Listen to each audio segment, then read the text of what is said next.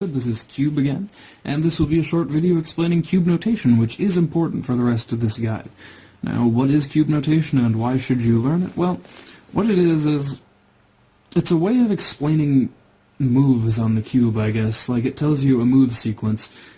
So, for example, there will be a sequence of letters U, R, and D, and that'll tell me to move the up face, or the U face, which is the top, 1/4 turn clockwise, then the R face, or the right face, 1/4 turn clockwise, and then the down face, or the bottom face, 1/4 turn clockwise.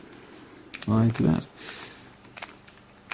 So I guess it's just a way of being more concise when explaining algorithms. Now, the 6 faces, they're all labeled relative to sort of which way the cube is facing. So if the cube is facing you like this, with the white on top, then white is the U side. The U side. Red would be the F side, or the front side, as it's facing you. Blue would be the R side, because it's on the right. And green would be the L side, because it's on the left. And, respectively, yellow is on the bottom, so it's the D side, or down. And on the very back of the cube is orange, so it's the B side.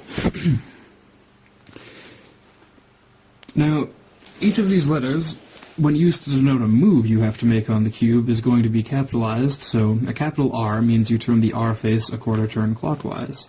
Now, note that all the turns are relative to that side, so the cube is facing you, and you're told to turn the back side 1/4 turn clockwise.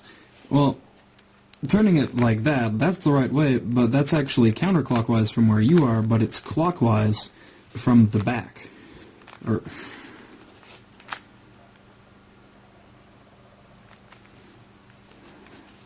Yeah, but you're actually turning the back side clockwise relative to the back side. So, yeah. If you're having trouble figuring out which way is clockwise and which way is counterclockwise for all the sides, it can help to just remember which side is your front and up, then turn it to that side, and turn that side actually clockwise or counterclockwise, like that. So the sides are, again, the up side is, in this case, the white side, and turning that clockwise looks like this. Turning it counterclockwise, which will be denoted by a U, like turning it clockwise, except with a little, I forget what it's called, apostrophe maybe? A little tick on the top of the letter at the end. That'll mean turn it the other way. So R, turning it clockwise and anti-clockwise. L, again, just facing you to figure out which way, clockwise and counterclockwise. The F side is clockwise, counterclockwise. The back side, or B, so clockwise, counterclockwise.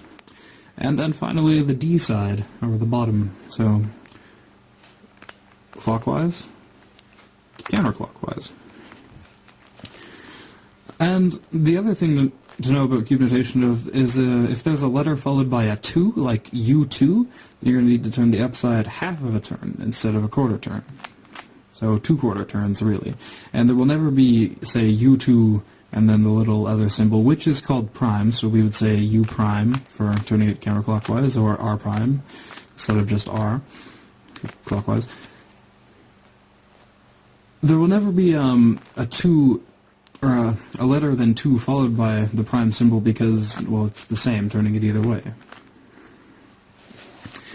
That's pretty much all there is to know about cube notation. It's just an easier way to express algorithms, and you should learn this because it'll make the rest of the guide easier. Maybe even write it down off of the text below this video in the guide to just have a sort of cheat sheet if you're having trouble with it.